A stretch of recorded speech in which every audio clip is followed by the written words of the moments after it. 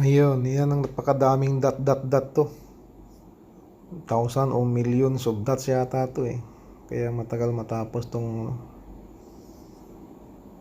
yung project nito sa likod ng kanyang hita.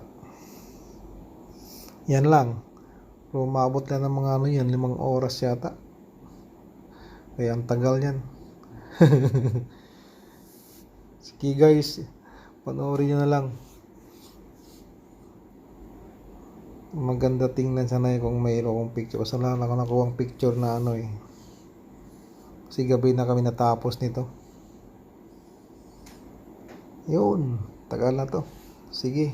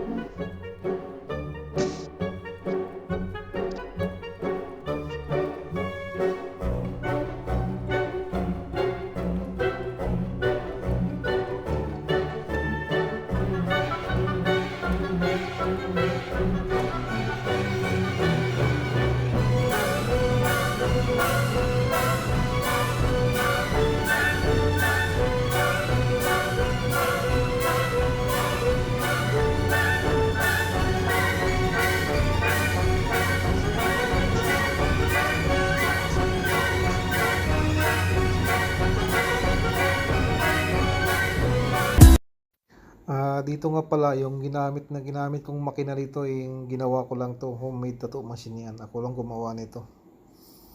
Kaya sinumukang gamitin sa kanya yan. Ang pangalan niya is Barracuda.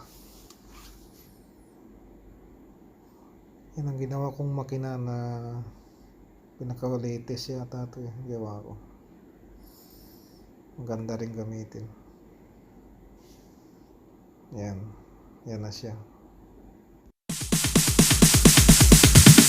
Sorry ass DJ.